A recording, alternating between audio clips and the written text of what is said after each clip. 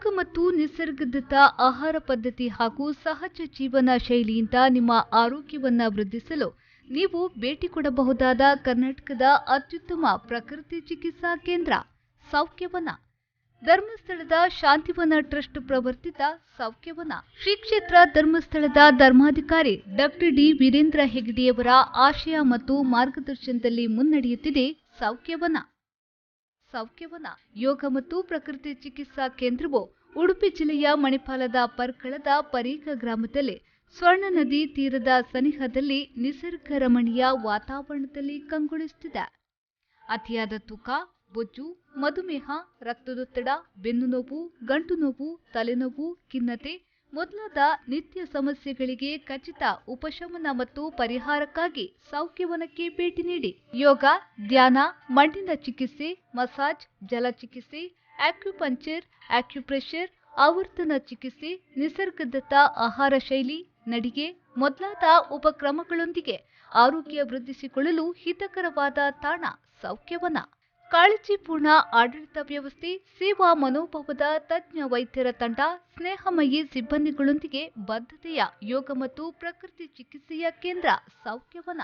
ವಿಳಾಸ: ಸೌಖ್ಯವನ, ಶ್ರೀ ಧರ್ಮಸ್ಥಳ ಮಂಜುನಾಥೇಶ್ವರ ಯೋಗ ಮತ್ತು ಪ್ರಕೃತಿ ಚಿಕಿತ್ಸಾ ಆಸ್ಪತ್ರೆ, ಪರೀಕ, ಉಡುಪಿ.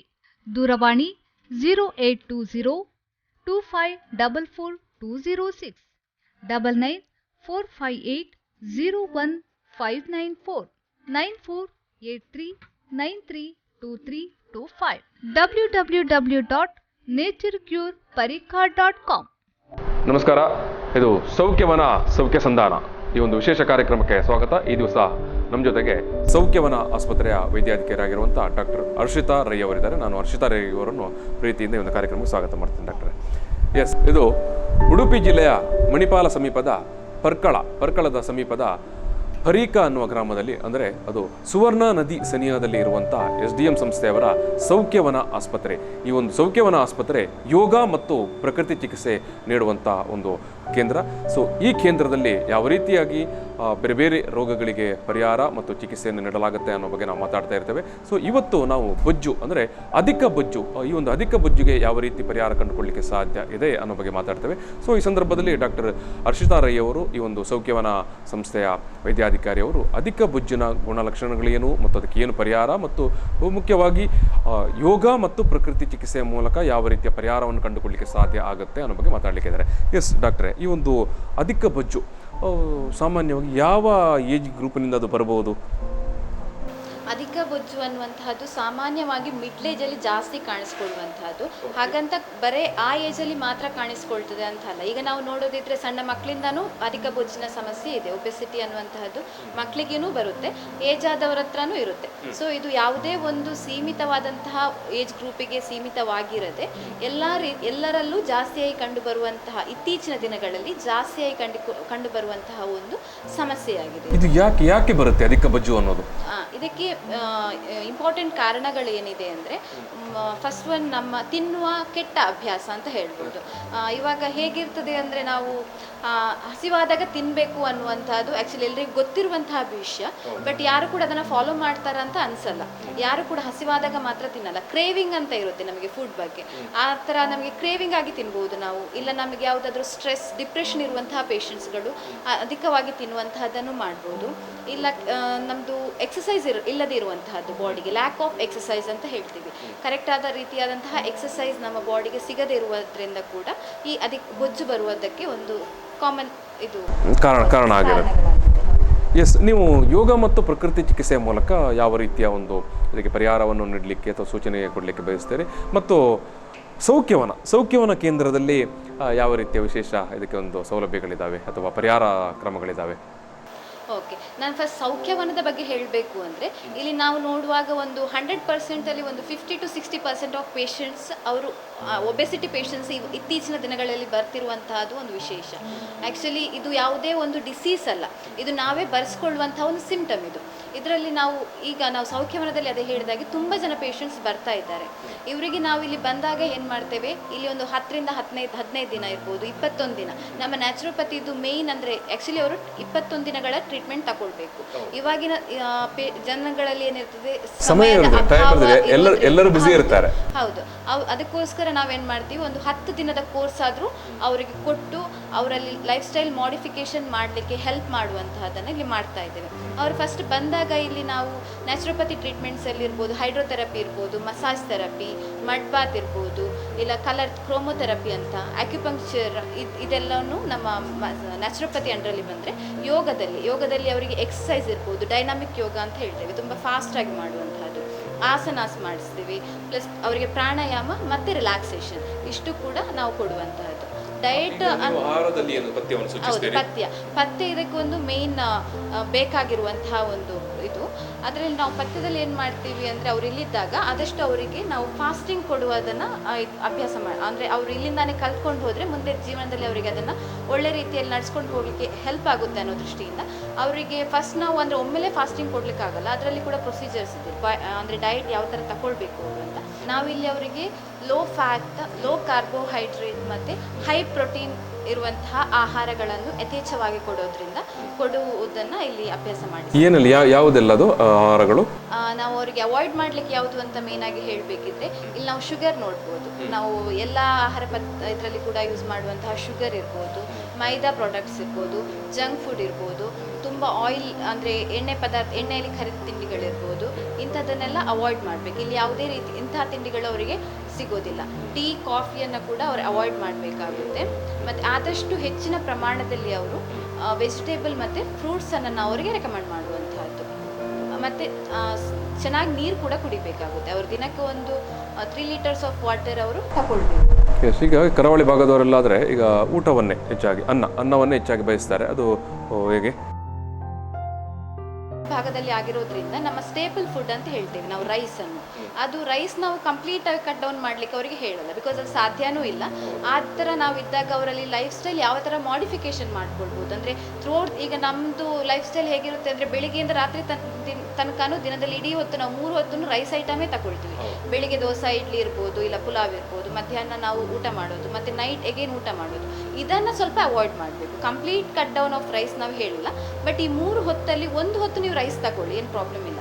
ಬೆಳಿಗ್ಗೆ ಹೊತ್ತು ಆದಷ್ಟು ಅಂದರೆ ನಾವು ನ್ಯಾಚುರೋಪತಿಲಿ ಏನು ಹೇಳೋದು ಅಂದರೆ 2 ಲಾರ್ಜ್ ಮೀಲ್ ತಗೊಳ್ಬೇಕು ದಿನದಲ್ಲಿ. ಅಂದರೆ ನಾವು ತಗೊಳ್ಳುವಂತಹ ಪೋರ್ಷನ್ನ 2 ಹೊತ್ತು ಚೆನ್ನಾಗಿ ತಿನ್ನಬೇಕು ನಾವು. ಬೆಳಿಗ್ಗೆ ಮತ್ತು ಮಧ್ಯಾಹ್ನದ ಆಹಾರ ಚೆನ್ನಾಗಿ ತಗೊಳ್ಬೇಕು, ನಮ್ಗೆ ಎಷ್ಟು ಬೇಕೋ ಅಷ್ಟು ತಗೊಂಡು ರಾತ್ರಿ ಆಹಾರ ಅತ್ಯಂತ ಮಿತವಾದ ಆಹಾರ ನಾವು ಬಳಸಬೇಕಾಗುತ್ತೆ. ಈಗ ನೀವು ಯೋಗಕ್ಕೆ ಸಂಬಂಧಪಟ್ಟ ಹಾಗೆ ನೀವೊಂದು ಈ ಒಂದು ಬೊಜ್ಜನ್ನು ಕರಗಿಸುವುದು ಅಥವಾ ಅದು ನಿಯಂತ್ರಿಸುವುದು, ಇದಕ್ಕೆ ಯೋಗದಲ್ಲಿ ಯಾವ ರೀತಿಯ ಯೋಗಾಸನಗಳನ್ನು ಮಾಡ್ಬೋದು ಅಂತ ಹೇಳ್ತೀರಿ? ಯೋಗಾಸನ ಅಂದರೆ ಅವರಿಗೆ ಮಿನಿಮಮ್ ಒಂದು 1 hour ಆದರೂ, ಆ್ಯಕ್ಚುಲಿ 2 ಟೈಮ್ ಮಾಡಿದರೆ ಉತ್ತಮ, ಬಟ್ ಟೈಮ್ ಇಲ್ಲ ಅಂದರೆ ದಿನದಲ್ಲಿ 1 ಗಂಟೆ ಆದರೂ ಅವರು ಈ ಯೋಗಕ್ಕೆ, ಎಕ್ಸಸೈಸಿಗೆ ಅಂತ ಟೈಮನ್ನು ಮೀಸಲಾಗಿಡೋದು ಉತ್ತಮ. ಅದರಲ್ಲಿ ನಾವು ಬೆಳಿಗ್ಗೆ ಇಲ್ಲಿಗೆ ಸೌಖ್ಯವನಕ್ಕೆ ಅವರು ಬಂದರೆ ಇಲ್ಲಿ 5:30ಇಂದಾನೇ ಅವರಿಗೆ ಯೋಗ ಸ್ಟಾರ್ಟ್ ಆಗುತ್ತೆ. ಮಾರ್ನಿಂಗ್ 5:30 to 7:30 ಈ ಯೋಗದ ಟೈಮಿಂಗ್ಸ್ ಇರುತ್ತೆ. ಫಸ್ಟ್ 5:30 to 6 ಏನಿರುತ್ತೆ ನಮ್ಮದು ಪ್ರಾಣಾಯಾಮ ಇರ್ಬೋದು, ಮೆಡಿಟೇಷನ್ ಇಂಥದ್ದು. ಬಿಕಾಸ್ ಇದು ನಮ್ಮದು ಒಬೆಸಿಟಿಗೂ ಅಷ್ಟೇ, ಅದಕ್ಕೂ ಸ್ಟ್ರೆಸ್ ಇರ್ಬೋದು, ಟೆನ್ಷನ್ ಇಂಥದ್ದು ಕೂಡ ಕಾಸಸ್ ಇರುತ್ತೆ. ಅದಕ್ಕೋಸ್ಕರ ಅದು ನಾವು ಒಂದು 1/2 hour ಮಾಡ್ತೀವಿ. ಮೆಂಟಲ್ ರಿಲ್ಯಾಕ್ಸೇಷನ್ ಎಲ್ಲದಕ್ಕೂ ಇಂಪಾರ್ಟೆಂಟ್ ಅಲ್ವ, ಅದಕ್ಕೋಸ್ಕರ. ನಂತರ 1 hour ಆಫ್ ಇಲ್ಲಿ ನಾವು ಸೂರ್ಯ ನಮಸ್ಕಾರ ಇರ್ಬೋದು, ಮತ್ತು ಟ್ವಿಸ್ಟಿಂಗ್ ಆಸನಾಸ್ ಇಂಥದ್ದನ್ನು ಕೊಡುವಂತಹದ್ದು. ಮತ್ತು ಅವರಿಗೆ ಯೋಗಿಕ್ ಕ್ರಿಯಾಸ್ ಅಂತ ಅದೊಂದು 1/2 hour ಪ್ರಾಕ್ಟೀಸ್ ಮಾಡೋದನ್ನು ಇಲ್ಲಿ ಅವರಿಗೆ ಹೇಳಿಕೊಡುವಂತಹದ್ದು ನಾವು. ಈಗ ನಿಮ್ಮ ಅನುಭವದ ಪ್ರಕಾರ ಸೌಖ್ಯವನಕ್ಕೆ ಈಗ ನೀವು ಹೇಳಿದಾಗ 100 ಮಂದಿ ಬೊಜ್ಜು ಒಂದು ಸಮಸ್ಯೆಯಿಂದಲೇ ಬರ್ತಾರೆ, ಯಾವ ರೀತಿಯ ಒಂದು ಫೀಡ್ಬ್ಯಾಕ್ ಇರುತ್ತೆ ಅವರದ್ದು ತಿರ್ಗಾ ಹೋಗುವಾಗ? ಹೌದು, ಹೋಗುವಾಗ ಅವರಿಗೆ ನಾವು ಅಂದರೆ ಅವರನ್ನು ಹಾಗೇನೆ ಕಳಿಸಲ್ಲ. ಅವರಿಗೆ ನಾವು ನಮ್ಮಲ್ಲಿ ಒಂದು ಫಾಲೋ ಅಪ್ ಕಾರ್ಡ್ ಇದೆ, ಅದನ್ನು ಚೆನ್ನಾಗಿ ಅವರಿಗೆ ಎಕ್ಸ್ಪ್ಲೇನ್ ಮಾಡಿ ನೀವು ಯಾವ ಥರ ಹೇಗೆ ಬೆಳಿಗ್ಗೆ ಅವರ ದಿನಚರಿ ಹೇಗಿರಬೇಕು ಅಂತ.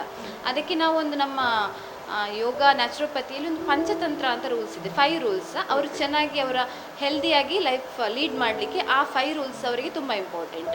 ಅದು ಯಾವುದೆಲ್ಲ ಅಂದರೆ ದಿನಕ್ಕೆ 2 ಹೊತ್ತು ಊಟ ಮಾಡುವಂಥದ್ದು, ನಾನು ಆಗಲೇ ಹೇಳಿದ್ದೆ 2 ಹೊತ್ತು ಊಟ, 2 ಹೊತ್ತಿನ ಊಟ, ರಾತ್ರಿ ಆದಷ್ಟು ಕಮ್ಮಿ ಪ್ರಮಾಣದಲ್ಲಿ ಇರಬೇಕು. ಇನ್ನೊಂದು ಅವರು ದಿನಕ್ಕೆ ಒಂದು ಮಿನಿಮಮ್ ಒಂದು 8 ಗ್ಲಾಸ್ ಆದರೂ ನೀರು ಕುಡಿಬೇಕು. ಅವರು 2ರಿಂದ 3 ಲೀಟರ್ ಆಗುವಷ್ಟು ನೀರು ಕುಡಿಬೇಕು. ಮತ್ತು ಈ ಬೊಜ್ಜಿನವರಿಗೆ ಫಾಸ್ಟಿಂಗ್ ತುಂಬ ಇಂಪಾರ್ಟೆಂಟ್. ಅವರಿಗೆ ಸಾಧ್ಯ ಇಲ್ಲ ಅಂತ, ಡ್ರೈ ಫಾಸ್ಟಿಂಗ್ ಸಾಧ್ಯ ಇಲ್ಲ, ಖಾಲಿ ವಾಟರ್ ಫಾಸ್ಟಿಂಗ್ ಸಾಧ್ಯ ಇಲ್ಲ ಅಂತ ಇದ್ರೆ ವಾರದಲ್ಲಿ 1 ದಿನ ಇಲ್ಲ 2 ದಿನ ಜ್ಯೂಸ್ ಫಾಸ್ಟಿಂಗ್ ಮಾಡ್ಕೊಳ್ಬಹುದು. ಓನ್ಲಿ ಜ್ಯೂಸ್ ಮಾತ್ರ ತಗೊಳ್ಳುವಂತ ಒಂದು ಪಥ್ಯ, ಬೆಳಿಗ್ಗೆಯಿಂದ ರಾತ್ರಿ ತನಕ ಜ್ಯೂಸ್ ಮಾತ್ರ ಅವರು. ಮತ್ತೆ ಇಲ್ಲ ಅಂದ್ರೆ ಅದು ಕಷ್ಟ ಆಗ್ತಿದೆ ಅಂದ್ರೆ ಕೆಲವೊಂದು ಏಜ್ ಗ್ರೂಪ್ ಇರ್ಬೋದು, ಕೆಲವೊಬ್ಬರಿಗೆ ಕೆಲವು ಬೇರೆ ಮೆಡಿಸಿನ್ಸ್ ಇರ್ಬೋದು, ಆ ಟೈಮಲ್ಲಿ ಫ್ರೂಟ್ಸ್ ತಗೊಳ್ಬೋದು. ಬರೀ ಫ್ರೂಟ್ ಫಾಸ್ಟಿಂಗ್ ಅವ್ರು ಮಾಡುವಂಥದ್ದು, ಅದನ್ನ ಕೂಡ ಮಾಡ್ಕೊಳ್ಬೋದು. ಇನ್ನೊಂದು ಪ್ರೇಯರ್, ಅಂದ್ರೆ ದಿನಕ್ಕೆ 2 ಹೊತ್ತು ಪ್ರೇಯರ್ ಮಾಡ್ಕೊಳ್ಳೋದು, ಅಂದ್ರೆ ಧ್ಯಾನ ಇಲ್ಲಿ ತುಂಬಾ ಇಂಪಾರ್ಟೆಂಟ್. ಅಂದ್ರೆ ಯಾವುದೇ ದೇವರು ರಿಲಿಜಿಯಸ್ ಆಗಿ ಅಲ್ಲ, ನಾವು ಧ್ಯಾನ ಮಾಡಬೇಕು. ಧ್ಯಾನ ಮಾಡೋದು ಕೂಡ ಇಂಪಾರ್ಟೆಂಟ್. ಮನಸ್ಸನ್ನು ಒಂದು ಶಾಂತ ಚಿತ್ತತೆಯಿಂದ ಇರುವಾಗೆ ನೋಡಿಕೊಳ್ಬೇಕಂತ, ಅಂದ್ರೆ ಒತ್ತಡ ಒಂದು ನಿವಾರಣೆ ಮಾಡಲಿಕ್ಕೆ ಒತ್ತಡ ರಹಿತವಾದಂಥ ಒಂದು ಜೀವನ ಶೈಲಿಯನ್ನು ರೂಪಿಸಿಕೊಳ್ಬೇಕಂತ. ಎಸ್, ಒಟ್ಟು ನೀವೀಗ ಒಂದು ಬೊಜ್ಜಿನ ವಿಚಾರಕ್ಕೆ ಬಂದಾಗ ಇಡೀ ಒಂದು ನಮ್ಮ ಜೀವನ ಶೈಲಿಯಲ್ಲೇ ಅದನ್ನು ನಾವು ಸರಿ ಮಾಡಿಕೊಳ್ಳಿಕ್ಕೆ ಸಾಧ್ಯ ಇದೆ ಅಂತ ನೀವು ಇಲ್ಲಿ ಹೇಳಲಿಕ್ಕೆ ಬಯಸ್ತಾ ಇದ್ದೀರಿ. ಎಸ್ ವೀಕ್ಷಕರೇ, ಇದು ಬೊಜ್ಜು ಅಥವಾ ಬೊಜ್ಜನ್ನು ಕರಗಿಸಿಕೊಳ್ಳುವ ಅಥವಾ ಬೊಜ್ಜನ್ನು ನಿಯಂತ್ರಿಸುವ ನಿಟ್ಟಿನಲ್ಲಿ ಯೋಗ ಮತ್ತು ಪ್ರಕೃತಿ ಚಿಕಿತ್ಸೆಯಲ್ಲಿ ಯಾವ ರೀತಿಯಲ್ಲಿ ಅದಕ್ಕೆ ಪರಿಹಾರ ಕಂಡುಕೊಳ್ಳಲಿಕ್ಕೆ ಸಾಧ್ಯ ಇದೆ ಅನ್ನೋದನ್ನು ಡಾಕ್ಟರ್ ಹರ್ಷಿತಾ ರೈ ಅವರು ತುಂಬ ಮನಮುಟ್ಟುವ ರೀತಿಯಲ್ಲಿ ನಮಗೆ ವಿವರಿಸಿದ್ದಾರೆ. ನಾನು ಅವರಿಗೆ ಪ್ರೀತಿಪೂರ್ವಕವಾದ ಧನ್ಯವಾದ ಸಮರ್ಪಣೆ ಮಾಡ್ತೀನಿ ಡಾಕ್ಟರ್. ಎಸ್, ಇದು ಬೊಜ್ಜನ್ನು ನಿಯಂತ್ರಿಸುವ ಬಗ್ಗೆ, ಇದು ಸೌಖ್ಯವನ ಸೌಖ್ಯ ಸಂಧಾನ ವಿಶೇಷ ಕಾರ್ಯಕ್ರಮ. ನಮಸ್ಕಾರ, ನನ್ನ ಹೆಸರು ದೀಪಕ್ ಅಂತ, ಶಿವಮೊಗ್ಗದಿಂದ ಬಂದಿದ್ದೀನಿ. ನಾನು 2ನೇ ಬಾರಿ ಇಲ್ಲಿಗೆ ಬರ್ತಾಯಿದ್ದೀನಿ. ತುಂಬ ಒಳ್ಳೆ ಎಕ್ಸ್ಪೀರಿಯನ್ಸ್ ಇದೆ. ಬೆಳಗ್ಗೆ 5 ಗಂಟೆಯಿಂದ ಹಿಡಿದು ಕಂಟಿನ್ಯೂಯಸ್ ಆ್ಯಕ್ಟಿವಿಟೀಸ್ ಇರುತ್ತೆ, ಟ್ರೀಟ್ಮೆಂಟ್ಸ್ ಇರುತ್ತೆ, ಥೆರಪೀಸ್ ಇರುತ್ತೆ. ಸಿಸ್ಟಮ್ಯಾಟಿಕಲಿ ಒಂದು ಡಿಸಿಪ್ಲಿನ್ಡ್ ಮ್ಯಾನರಲ್ಲಿ ಎಲ್ಲ ಎಂಪ್ಲಾಯೀಸು, ಅಟೆಂಡೆಂಟ್ಸು ಇಂದ ಹಿಡಿದು ಕಿಚನಿಂದ ಹಿಡಿದು ಡಾಕ್ಟರ್ಸ್, ಸೀನಿಯರ್ ಡಾಕ್ಟರ್ಸ್ ಯಾರಿದ್ದಾರೆ, ಫಾರ್ ಎಕ್ಸಾಂಪಲ್ ಗೋಪಾಲ್ ಪೂಜಾರಿ ಅವರು ಇರ್ಬೋದು, ಶಿವರಾಜ್ ಪಾಟೀಲ್ ಅವರು ಇರ್ಬೋದು, ಜೂನಿಯರ್ ಡಾಕ್ಟರ್ಸ್ ಎಲ್ಲರೂ ಡಿಸಿಪ್ಲಿನ್ಡಾಗಿ ನಮಗೆ ಒಳ್ಳೆ ಶಿಸ್ತುಬದ್ಧವಾಗಿ ಕೆಲವೊಂದು ಕ್ರಮಗಳನ್ನ ಹೇಳ್ಕೊಟ್ಟಿದ್ದಾರೆ. ಜೀವನ ಶೈಲಿ ಕ್ರಮಗಳು ಇರ್ಬೋದು, ಇಲ್ಲಿನ ಆಹಾರ ಪದ್ಧತಿಗಳಿರ್ಬೋದು, ಮತ್ತು ಯೋಗ, ಧ್ಯಾನ, ಇದೆಲ್ಲ ವಿಚಾರಗಳು. ಮತ್ತು ಟ್ರೀಟ್ಮೆಂಟ್ಸ್ ಸೈಡ್ ಬೈ ಸೈಡ್ ಕೊಡ್ತಾನೆ ಇದ್ದಾರೆ. ಎವ್ರಿ ಡೇ ಟ್ರೀಟ್ಮೆಂಟ್ಸು ನಡೀತಾನೆ ಇದೆ. ವೆರೈಟಿ ಆಫ್ ಟ್ರೀಟ್ಮೆಂಟ್ಸ್ ನಡೀತಾ ಇದೆ. ಆಕ್ಯುಪಂಚರ್ ಇರ್ಬೋದು, ಹೈಡ್ರೋ ಥೆರಪೀಸ್ ಇರ್ಬೋದು, ಆಯಿಲ್ ಮಸಾಜ್ ಇರ್ಬೋದು, ಈ ಥರದ್ದೆಲ್ಲ ಕೊಡ್ತಾ ಇದ್ದಾರೆ. ಭಾಳ ಚೆನ್ನಾಗಿ ಅನ್ನಿಸ್ತಾ ಇದೆ. It is A very nice experience. Innovative ಆಗಿ ಚೆನ್ನಾಗಿದೆ. ಇದು ಒಂದು ಖುಷಿ ಆಗುತ್ತೆ ಇಲ್ಲಿಗೆ ಬರಲಿಕ್ಕೆ. ಇದಾಗುತ್ತೆ, ಬಾಡಿಗೂ ಹೀಲ್ ಆಗುತ್ತೆ ಅಂತ ಫೀಲಿಂಗ್ ಆಗುತ್ತೆ. Good experience. ಇಲ್ಲಿರೋರು ಎಲ್ಲರಿಗೂ ಧನ್ಯವಾದ ಹೇಳಬೇಕು. ಟಾಪ್ ಟು ಬಾಟಮ್, CM ಅವರಿಂದ ಹಿಡಿದು ಪ್ರತಿಯೊಬ್ಬರಿಗೂ ಲಾಸ್ಟ್ ಅಟೆಂಡೆಂಟ್ ಯಾರಿದ್ದಾರೆ ಅಲ್ಲಿವರೆಗೂ they are very kind hearted persons. They are very good persons. ನಮಗೆ ಚೆನ್ನಾಗಿ ಟ್ರೀಟ್ ಮಾಡಿದ್ದಾರೆ. ನಿಜವಾಗ್ಲೂ ಅವ್ರಿಗೂ ಒಳ್ಳೆಯದಾಗಲಿ ಅಂತ ನಾನು ಬಯಸ್ತೀನಿ. Thank you so much. ನನ್ನ ಹೆಸರು Rekha Jaju. I am coming from Kolhapur district Ichalkaranji. ನನಗೆ ಇಲ್ಲಿ ಬಂದ ಮೇಲೆ ಭಾಳ ಚಲೋ ಅನ್ಸಕತ್ತೈತಿ. ನನಗೂ ಕಾಲು ನೋವು, ಬ್ಯಾಕ್ ಪೇನ ಎಲ್ಲ ಇತ್ತು, ಮತ್ತು ವೆಯ್ಟ್ ಲಾಸ್ ಸಂಬಂಧನೂ ರಿಲೀಫ್ ಅನ್ಸಕತ್ತೈತಿ. ಇಲ್ಲಿ ಬಂದ ಮೇಲೆ ಇಲ್ಲಿದ ಅರೇಂಜ್ಮೆಂಟ್ ನೋಡೇನು ಭಾಳ ಚಲೋ ಅನ್ಸೈತಿ. ಅಗದಿ ಮಾತಾಡೋದನ್ನು ಭಾಳ ಪ್ರೀತಿಲೇ, ನಿಮಗೆ ಇಲ್ಲಿ ನೋವೋದೇನು, ಅಲ್ಲಿ ಐತೇನು ಎಲ್ಲ ಕೇಳಿ ಚೌಕಶಿ ಮಾಡಿ ಸರಿಯಾಗಿ ಟ್ರೀಟ್ ಎಕ್ದಮ್ ಪ್ರೀತಿಲೇ ಮಾಡ್ತಾರೆ. ಮತ್ತು ಭಾಳ ಚಲೋ ಅನ್ಸೈತಿ. Thank you. ಯೋಗ ಮತ್ತು ನಿಸರ್ಗದತ್ತ ಆಹಾರ ಪದ್ಧತಿ ಹಾಗೂ ಸಹಜ ಜೀವನ ಶೈಲಿಯಿಂದ ನಿಮ್ಮ ಆರೋಗ್ಯವನ್ನ ವೃದ್ಧಿಸಲು ನೀವು ಭೇಟಿ ಕೊಡಬಹುದಾದ ಕರ್ನಾಟಕದ ಅತ್ಯುತ್ತಮ ಪ್ರಕೃತಿ ಚಿಕಿತ್ಸಾ ಕೇಂದ್ರ ಸೌಖ್ಯವನ. ಧರ್ಮಸ್ಥಳದ ಶಾಂತಿವನ ಟ್ರಸ್ಟ್ ಪ್ರವರ್ತಿತ ಸೌಖ್ಯವನ ಶ್ರೀ ಕ್ಷೇತ್ರ ಧರ್ಮಸ್ಥಳದ ಧರ್ಮಾಧಿಕಾರಿ ಡಾಕ್ಟರ್ ಡಿ ವೀರೇಂದ್ರ ಹೆಗ್ಗಡೆಯವರ ಆಶಯ ಮತ್ತು ಮಾರ್ಗದರ್ಶನದಲ್ಲಿ ಮುನ್ನಡೆಯುತ್ತಿದೆ ಸೌಖ್ಯವನ. ಯೋಗ ಮತ್ತು ಪ್ರಕೃತಿ ಚಿಕಿತ್ಸಾ ಕೇಂದ್ರವು ಉಡುಪಿ ಜಿಲ್ಲೆಯ ಮಣಿಪಾಲದ ಪರ್ಕಳದ ಪರೀಕ ಗ್ರಾಮದಲ್ಲಿ ಸ್ವರ್ಣ ನದಿ ತೀರದ ಸನಿಹದಲ್ಲಿ ನಿಸರ್ಗ ರಮಣೀಯ ವಾತಾವರಣದಲ್ಲಿ ಕಂಗೊಳಿಸುತ್ತಿದೆ. ಅತಿಯಾದ ತೂಕ, ಬೊಜ್ಜು, ಮಧುಮೇಹ, ರಕ್ತದೊತ್ತಡ, ಬೆನ್ನು ನೋವು, ಗಂಟು ನೋವು, ತಲೆನೋವು, ಖಿನ್ನತೆ, ಮೊದಲಾದ ನಿತ್ಯ ಸಮಸ್ಯೆಗಳಿಗೆ ಖಚಿತ ಉಪಶಮನ ಮತ್ತು ಪರಿಹಾರಕ್ಕಾಗಿ ಸೌಖ್ಯವನಕ್ಕೆ ಭೇಟಿ ನೀಡಿ. ಯೋಗ, ಧ್ಯಾನ, ಮಣ್ಣಿನ ಚಿಕಿತ್ಸೆ, ಮಸಾಜ್, ಜಲಚಿಕಿತ್ಸೆ, ಆಕ್ಯುಪಂಕ್ಚರ್, ಆಕ್ಯುಪ್ರೆಷರ್, ಆವರ್ತನ ಚಿಕಿತ್ಸೆ, ನಿಸರ್ಗದತ್ತ ಆಹಾರ ಶೈಲಿ, ನಡಿಗೆ ಮೊದಲಾದ ಉಪಕ್ರಮಗಳೊಂದಿಗೆ ಆರೋಗ್ಯ ವೃದ್ಧಿಸಿಕೊಳ್ಳಲು ಹಿತಕರವಾದ ತಾಣ ಸೌಖ್ಯವನ. ಕಾಳಜಿಪೂರ್ಣ ಆಡಳಿತ ವ್ಯವಸ್ಥೆ, ಸೇವಾ ಮನೋಭಾವದ ತಜ್ಞ ವೈದ್ಯರ ತಂಡ, ಸ್ನೇಹಮಯಿ ಸಿಬ್ಬಂದಿಗಳೊಂದಿಗೆ ಬದ್ಧತೆಯ ಯೋಗ ಮತ್ತು ಪ್ರಕೃತಿ ಚಿಕಿತ್ಸೆಯ ಕೇಂದ್ರ ಸೌಖ್ಯವನ. ವಿಳಾಸ: ಸೌಖ್ಯವನ, ಶ್ರೀ ಧರ್ಮಸ್ಥಳ ಮಂಜುನಾಥೇಶ್ವರ ಯೋಗ ಮತ್ತು ಪ್ರಕೃತಿ ಚಿಕಿತ್ಸಾಸ್ಪತ್ರೆ, ಪರೀಕಾ, ಉಡುಪಿ. ದೂರವಾಣಿ 0820 2544 206 99 458 01594 9483 932325 www.naturecureparika.com